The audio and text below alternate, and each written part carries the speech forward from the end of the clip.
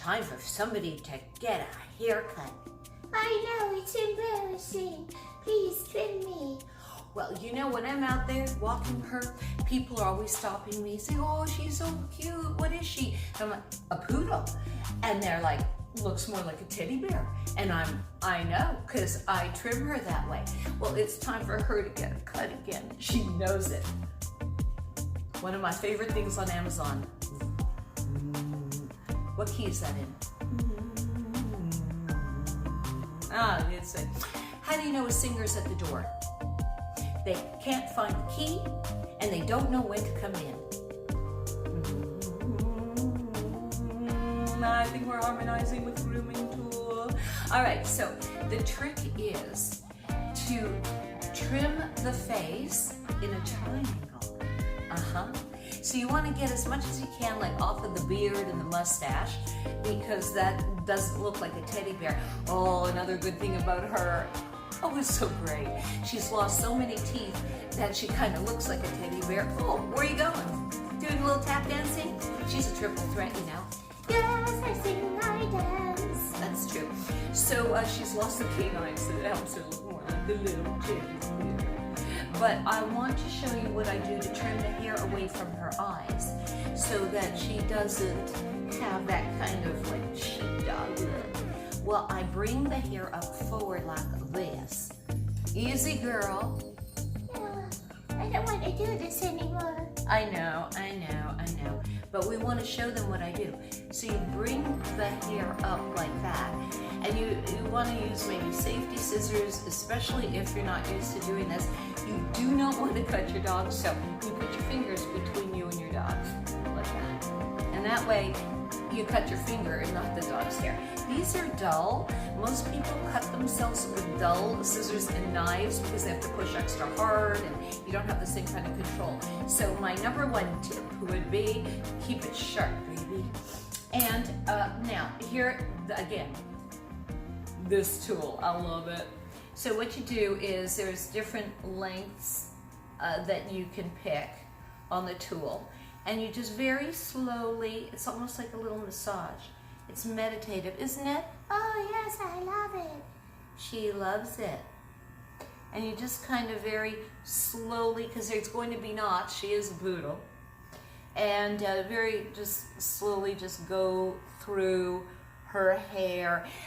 What I do is if she gets too long and knotted, I'll cut some of the knots out with a scissor. But I'm very gentle with this tool. You have to kind of be really, it's almost like shearing. There you go, it is shearing. What I mean, almost like. So I save money grooming her myself. I just like to very slowly take off the little knots.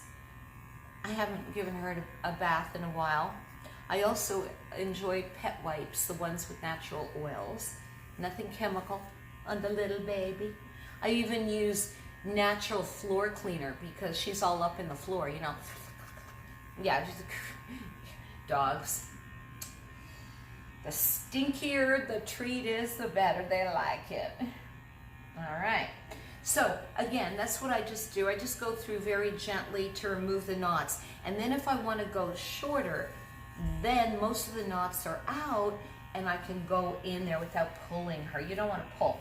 You want to make it an enjoyable experience for both of you. No arguing. Yeah, no arguing. And then underneath, here, let me show you what I do when I get the little beard. We go underneath, rather odd angle. Hold on, baby. Here, come here. Let's do another one. Tap dancing. Tap dance. Here, sit, Indica, sit. Yeah, her name's Indica, more of a sativa, if you know what that means. Post your comment below. And please let me know what you would like to see in upcoming videos. Obviously, if you know the channel, I have one video that drives the rest. Oh, and thank you for liking and sharing the other videos. We really appreciate it.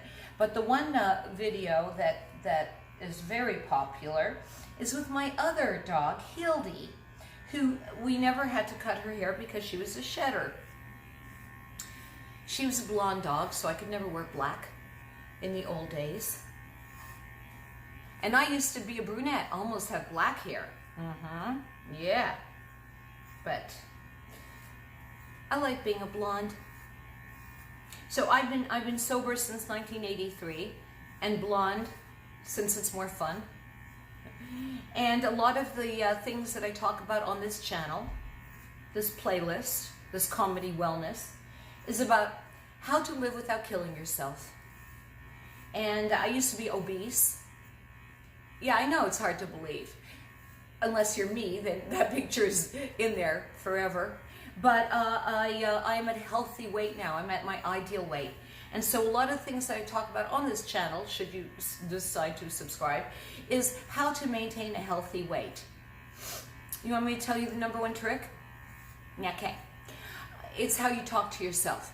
A lot of people are into self-hate, and they don't, it's not like they chose it, it was kind of bestowed upon them. You know, when you're little, you're kind of stupid. I guess you call it ignorant, but it just feels stupid and looks stupid to parents often. So often you're shamed, and you're shamed not when you're at your low, like quietest. You're shamed when you're at your most exuberant, vulnerable, when you're really showing who you are. And then they yell at you to tell you to be quiet, or you're dumb, or that's ridiculous, or whatever. Or as my mother used to say, Michigan Irish, oh yeah, bro. What are you, stupid? She didn't mean to make me feel stupid. It's just an expression that parents often use that ends up with kids in therapy. So it's kind of like you have to be, obviously, you know, in this day and age, you have to be like so careful what you say to your kids, because cops could come and break down your door, you know, because you've been abusing them. And then again, there's so many kids being abused right now. So the most important thing is to be honest and share your truth and watch your self-talk, because hateful self-talk will drive you to the fridge or the bar or the dealer. You have to be careful. Life is very painful and messy, and you have to realize, if you want to be happy, that is, you have to realize that it's not just you. That, you know, especially if you had a weird, crazy thought and you think like, oh, is that just me? No, it's very rarely just you. And right now, you know, it's a time in America where a lot of people are suffering. They're confused, they're angry, they're not talking to family members. Oh, you know, so what we need to do is understand that everybody is struggling and doing their best. And sometimes their best is really terrible. And, you know, I don't hate people, I block them. Mind block, you know, peace and love and live long and prosper, just do it away from me if you are a hateful person who believes in things like white superiority, you know, that kind of thing. So I do like white fluffy poodles, but people, I like them in all colors. I actually hail from Africa myself. I did the 23andMe. Turns out 160,000 years ago, I was in a group of women in Africa, these Amazon kind of women. Yeah, I'm feeling it. And if I didn't get my hair straightened and dyed, you'd be seeing how I come from Africa. True that. All right, so, and then eventually through time, I think it was like 80,000 years ago or something, my ancestors moved to Eastern Europe, and that's where my parents ended up as Holocaust survivors.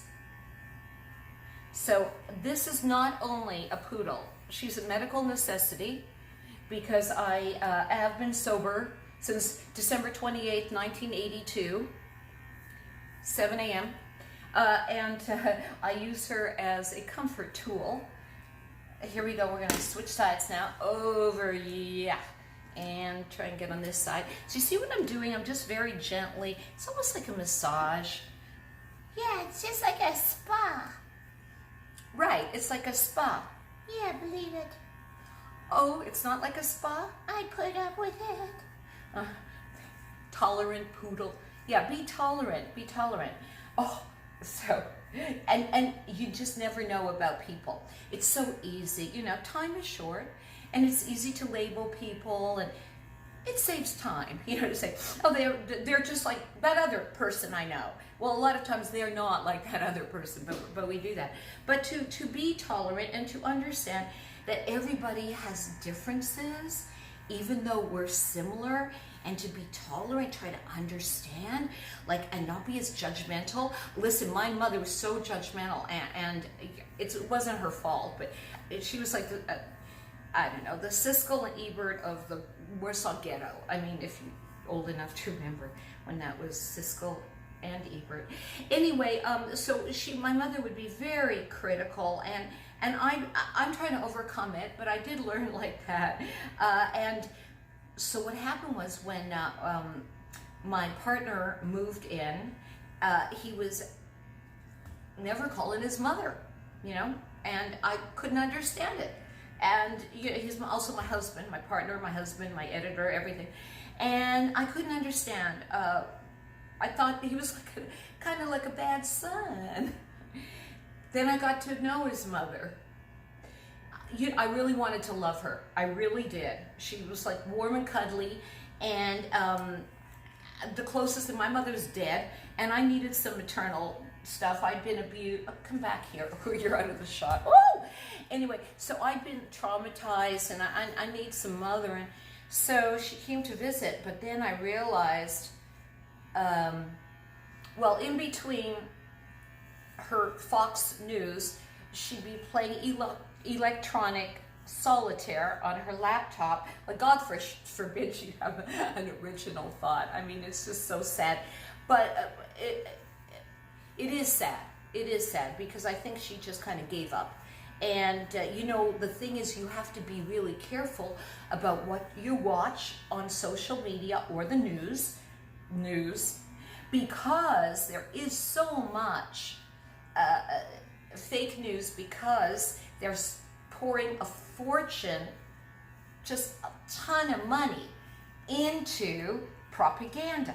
Now, as the daughter of Holocaust survivors, here, back up a little, I am very well aware of how effective propaganda is, because there was a propaganda ministry in Poland, in Germany, you know, where my parents hailed from, and they convinced people that it was okay to lock other people up because of their religion.